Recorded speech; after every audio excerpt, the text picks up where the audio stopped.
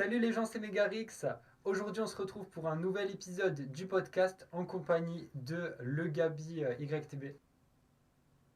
Donc, Voilà, un c'est youtubeur le Gabi. de 400 Ah, abonnés, il me semble, à peu près. pas 441 ici actuel. Ok, pas Ça mal. va. Je connais à l'abonné près parce que j'en ai pas beaucoup. C'est vrai. Et du coup, c'est parti, je te laisse te présenter. Bah du coup, moi je fais un peu tous les types de contenus, c'est-à-dire que j'ai une chaîne assez diversifiée. Quand j'ai l'occasion, je fais des vidéos. J'ai fait deux trois contenus qui ont plus ou moins bien marché. J'ai fait une série sur le ski qui a vraiment bien marché parce que voilà, c'était assez sympa. C'était des lieux plots, donc je postais un peu tous les jours. Ok. J'ai fait deux trois vidéos qui sont plutôt bien, mais c'est vrai que ça s'améliore un peu avec le temps. Et ici, j'ai commencé les études, donc j'ai plus beaucoup de temps pour la chaîne, mais c'est vrai Hmm. que j'ai fait pas mal de vidéos. Je suis sur YouTube depuis 2 ans maintenant, du coup. Ah oui, c'est pas Et mal. voilà, c'est à peu près tout. Ok, c'est cool. Et du coup, comment t'as découvert un petit peu les vidéos, sur le milieu des vidéos, et c'est quoi qui t'a donné envie de commencer les vidéos? Bah alors, moi j'ai toujours... Enfin, faut savoir que je regarde YouTube depuis que j'ai à peu près 8 ans. C'est-à-dire que c'est genre un... J'ai découvert YouTube un peu avec Squeezie et tout, et j'étais pas trop un enfant qui regardait la tablette, les dessins animés, etc. Et c'est vrai que quand j'ai découvert YouTube, je suis vraiment rentré dedans direct, c'est-à-dire que ça m'a plu beaucoup plus que n'importe quoi d'autre. Enfin, vraiment, c'est devenu le contenu que je regardais le plus. Et donc, j'ai toujours voulu faire des vidéos, mais mes parents m'en ont un peu empêché. Et donc, Ah. il y a 2 ans, j'ai posté un peu une vidéo comme ça. C'était une vidéo un peu improvisée où j'ai juste présenté mes comptes sur Clash of Clans. Et Ok. je l'ai publié comme ça, un peu au culot.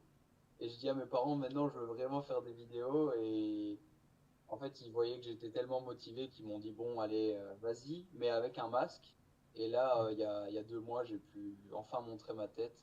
Donc voilà. Ah, c'est trop cool. Est-ce que tu as déjà eu des critiques un petit peu par rapport à ce que tu faisais et si oui, comment tu le prends, les critiques? Je trouve il y a toujours des critiques. Par exemple, j'ai eu une vidéo qui a assez bien marché, la toute dernière sur le ski. Elle avait marché. Bon, voilà, c'était 2000 vues, mais c'est quand même assez sympa. Et en gros, j'avais que des commentaires négatifs. J'ai eu 9 likes sur 2000 vues, donc ça fait un peu mal. Ouais. Et j'ai eu beaucoup de dislikes. J'ai eu 9 likes, 9 dislikes, donc c'était pas fou. Et après, pour ce qui est de en vrai, j'avoue que j'en faisais un peu la promo. J'avais pas forcément honte de ce que je faisais. Et donc, en fait, ce fait-là d'être un peu en mode j'assumais vraiment ce que je postais sur les réseaux et du coup ça faisait que j'étais un peu plus en mode enfin les gens me m'appelaient par mon pseudo, par exemple mon prof de bio m'appelait par mon pseudo YouTube, Ah des ouais. trucs comme ça. Vraiment j'assumais pleinement et du coup ça marchait assez bien, ça allait, Ah, c'est trop cool. mais voilà. Est-ce qu'il y a déjà une vidéo que tu as regretté un petit peu d'avoir postée ou pas du tout? En vérité il y en a plus d'une, mais c'est-à-dire il y a un peu rien en public. Enfin, dans le sens où j'ai en fait 75 000 vues qui sont encore publiques sur ma chaîne et j'ai en tout fait 150 000 vues sur ma chaîne. Hmm. Donc il y a plusieurs vidéos que j'ai postées que j'ai pas trouvé pertinentes à laisser sur la chaîne, mais je trouve que ça fait partie du processus. Donc regretter vraiment une vidéo, je suis pas forcément sûr. Mhm. Mais en soi, il y a des contenus qui étaient vraiment pas ouf. Par exemple, j'ai fait une série sur Angry Birds, ça faisait 10 vues à chaque vidéo. J'avoue que j'ai pris beaucoup de temps et que si c'était à refaire, je le referais pas forcément. Ça servait un peu à rien. Ouais, c'est vrai. De toute façon, c'est normal que les anciennes vidéos vraiment anciennes, ça nous plaise pas trop au bout d'un moment et ça montre aussi qu'on évolue. Ouais. Ouais, voilà, c'est ça. Le fait d'avoir un peu des vieilles vidéos, c'est sympa. Ouais, ça fait partie de notre parcours un petit peu. Ouais, voilà, c'est un peu gênant en même temps et en même temps on se dit bon, au moins les gens voient que je suis là depuis longtemps, que si je perce un jour, J'ai des anciens contenus, j'ai des trucs qui montrent que j'ai pas sorti de nulle part. Voilà. Ouais, ouais. Pour toi, c'est quoi parmi toutes les vidéos que tu as postées actuellement, c'est quoi ta meilleure vidéo ou la vidéo que tu es le plus fier d'avoir fait? Euh, Honnêtement, c'est assez dur. Je pense que ça joue entre deux ou trois. Euh, Il y a eu une vidéo au ski que j'ai beaucoup aimé, c'était un hors-piste, mais je la trouve pas forcément très qualitative parce que je mettais pas beaucoup de temps sur le montage, étant donné que c'était du daily upload, je mettais 2 3 heures sur le montage, donc c'est pas forcément fou même niveau cadrage. Mais il y a une vidéo sur un cache-cache où j'avais ramené un drone et tout, même si je l'ai pas beaucoup utilisé, et j'en suis assez fier, donc potentiellement celle-là. Même si je trouve que les contenus que je fais maintenant un peu plus proches sont un peu plus qualitatifs, comme les strays d'horreur, tout ça, j'avais assez bien réussi niveau montage. Donc, la plus qualitative, je dirais les strays d'horreur, Ok. mais ma préférée, je dirais quand même le cache-cache, même si ça fait un an que j'ai. Ok, super. C'est qui ton youtubeur et ta youtubeuse préférée sur la plateforme? En youtubeur préféré, je dirais Mister V, même s'il pose pas grand chose. Mais en vrai, c'est quand même lui parce que vraiment je me retrouve un peu dans son style d'humour. Genre, je sais que chaque vidéo que je vais regarder de lui, ça va être un banger, vraiment une vidéo où je vais être pris dedans, etc. Même si c'est un peu moins le cas maintenant, mais je dirais quand même lui, même si j'en connais, vraiment je regarde à peu près tout le monde, donc voilà. Ouais.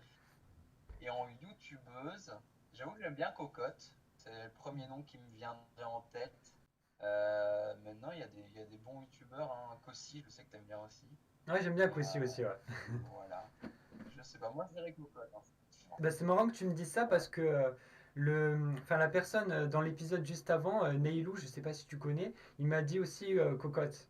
Ouais, bah elle a l'air sympa, franchement. Je trouve qu'elle est assez jeune et tout, donc on s'identifie assez bien. Ouais. Ouais, franchement, ouais. Et puis, genre, je trouve elle a son propre style et tout, donc c'est ça qui est bien. Ouais. Là, elle revendique aussi le fait d'être québécois. Bon, moi je suis pas québécois du tout, je suis belge, mais c'est vrai que je trouve elle impose un peu son style et même c'est un peu différent de ce qu'on peut voir. Et je trouve que c'est un contenu assez proche justement de ce que font les garçons. Parce que là, Mhm. souvent, les filles ont un style assez différent. Genre même Natou qui faisait de l'humour, c'était un peu différent Mhm. de ce qu'on retrouvait. Et là, je trouve qu'elle a un style assez proche de ce qu'on retrouve habituellement sur YouTube. Et c'est sympa d'avoir quelqu'un qui perce comme ça. Ouais, carrément. Il y a une vidéo sur YouTube déjà que tu as regardé et qui t'a marqué, tu t'es dit que c'est vraiment un banger et que ça t'a marqué. Instinctivement, comme ça, je sais pas trop. J'avoue que si je devais citer des vidéos qui m'ont vraiment marqué, là j'en ai pas qui viennent en tête, mais des vidéos qui m'ont vraiment marqué, je dirais genre Cuisine, mais vraiment au moment où je découvrais YouTube, je dirais que c'est ça qui m'a le plus marqué sur YouTube dans le sens où réellement c'est ça qui m'a emmené vers ce milieu-là, qui m'a vraiment donné cette passion pour YouTube ou pour la création de contenu même globalement. Donc je dirais les vidéos de Squeezie un peu à l'ancienne, Ah. gaming et tout, ça paraît être rien du tout, mais au final, peut-être ça. Et en vidéo qui m'aurait vraiment, vraiment marqué, je dirais des classiques de Mister V, rap versus réalité, des trucs comme ça, voilà, pour citer une seule vidéo. Ouais, c'est vrai que c'est pas mal. Mais genre Squeezie, c'était vers quelle période? Un petit peu la période où il était à son studio à Webedia ou un petit peu la période à l'époque où il était chez lui, où il avait la girafe en papier? Plutôt Webedia, du coup, je pense. Je Ok. l'ai découvert un peu sur la transition, mais il commençait à aller vers à Webedia. Et c'est là que j'ai vraiment commencé à vraiment, vraiment regarder son contenu. Mais je suis arrivé assez tard enfin, assez tard. C'était quand même il y a 8 9 ans, donc c'est assez tard, mais pas vraiment. Mhm. Mais ouais, je pense que c'était encore à Webedia à ce moment-là, ouais. Ok, ça marche. Est-ce que, genre, c'est quoi un petit peu sur YouTube tes projets à l'avenir de vidéos ou quoi, et comment tu te vois un petit peu dans le futur sur YouTube? Bah là, je suis en études de cinéma justement pour améliorer un peu le contenu, etc. Et du coup, je sais pas, peut-être des trucs un peu plus produits, je dirais. Mais d'abord, je dois me faire comment dire, une base de communauté. Hmm. Parce que si j'arrive comme ça et avec des grosses vidéos produits, ça peut marcher, mais c'est vrai que c'est beaucoup d'investissement, etc. Mais peut-être des concepts un peu plus produits, un peu plus professionnels, des courts-métrages aussi, des trucs un peu à la Adam ou des trucs comme ça. Ah ouais, ça peut être pas mal, franchement. Tu m'as parlé de tes études de cinéma, mais genre en cinéma, en gros, vous voyez quoi un petit peu, enfin, vous étudiez quoi un petit peu comme truc en cinéma exactement? Ça varie vraiment beaucoup. J'ai des trucs un peu dans le sens des ateliers pour maîtriser. Par exemple, là, avant-hier, j'ai été avec une perche. On devait faire des enregistrements. Donc voilà, il y a des trucs comme ça. On apprend aussi à maîtriser une caméra, les réglages, tout ça. Ça, c'est les ateliers, donc c'est des trucs très pratiques. Il y a aussi des trucs de montage. Et comment dire, globalement, après, il y a d'autres choses. Il y a de l'administratif. On apprend. Bah là, c'est vraiment le début, donc on apprend un peu comment ça fonctionne sur un plateau de tournage. Euh, et donc après, on a plein de cours théoriques aussi pour maîtriser les éléments. Ok. Et on a composition d'images, où ça c'est un gros cours dans le sens très théorique, où en gros on analyse vraiment comment est créée une image, pourquoi il y a ça là. Ah, génial. Voilà. Et après, il y a plein de termes techniques à apprendre, il y a des vocabulaires et tout ça. Ok, c'est stylé. Là, t'es en première année, si je me trompe pas. Ouais, ouais, du coup là je viens de commencer il y a un mois. Mais c'est un peu cool. Et là, on va commencer notre premier projet. Donc, normalement, on aura un court-métrage. Je pourrais pas le poster malheureusement, mais on Ouais. aura un court-métrage fini bientôt. À ce qui paraît. Ouais, c'est bien, comme ça au moins tu Dans deux pourras semaines. apprendre des choses et tout, même si tu veux faire de la création de contenu et tout, c'est bien, ça peut t'apprendre des trucs, franchement. Je disais, mais c'est un peu pour ça que je suis parti là-dedans. C'est parce que j'étais un peu fan de YouTube et tout ça. Et j'avais vraiment envie de créer quelque chose de bien. Et du coup, je suis parti en ciné à cause de ça. Ok.